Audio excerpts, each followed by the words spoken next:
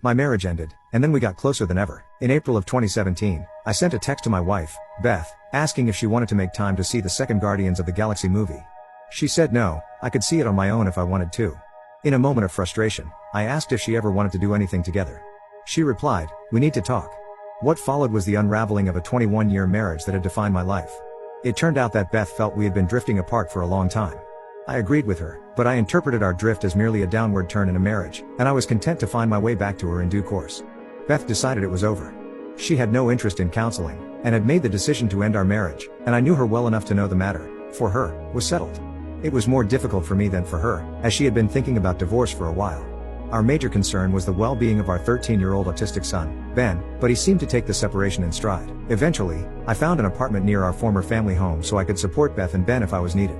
I also went to therapy, and with the encouragement of the therapist, opened a dialogue with Beth about how things went wrong.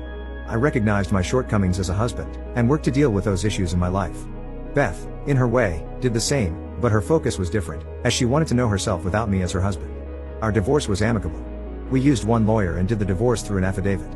We set up a schedule for custody, then ignored it, as we both spent time with Ben pretty freely, and ultimately with each other. I learned that dating in middle age is pretty awful. You meet perfectly nice people, but trying to find ways to connect is trickier, I think, than when you were young. I gave up, and found out who I was as a single person. And for the first time in my adult life, I found peace. It was not that I was unhappy in my marriage, but after it was over, I saw the amount of work it took for both of us to be married. In turn, when we stopped being married, we became even better friends.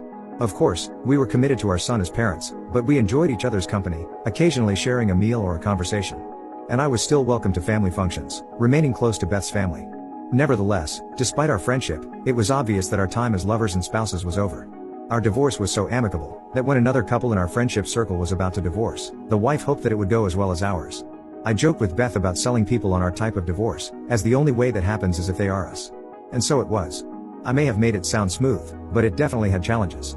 I was at times angry and bitter, but I did not let anger and bitterness consume me.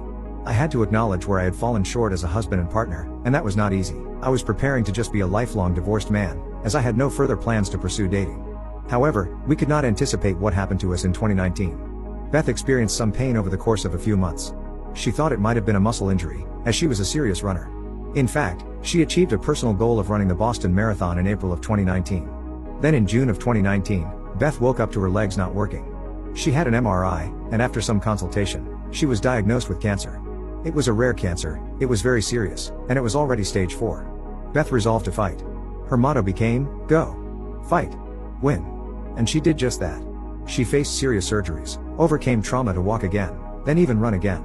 She rallied for a time, and kept on fighting, even as COVID took over the world. She wanted time to travel around the country to connect with people she only knew as online friends, and I made sure she had that time, taking care of Ben while she spent time getting to know wonderful people in Idaho and New Jersey.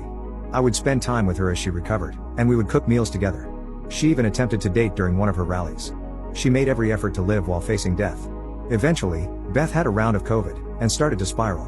In December of 2021, Beth made the difficult decision to enter hospice, and she passed away on December 18th.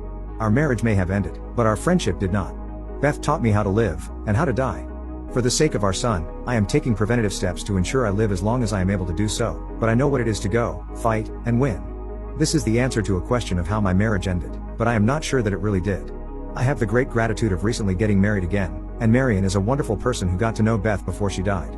I have been blessed with 2 extraordinary women in my life, and a legacy to uphold. I pray and hope to be worthy of their love and trust.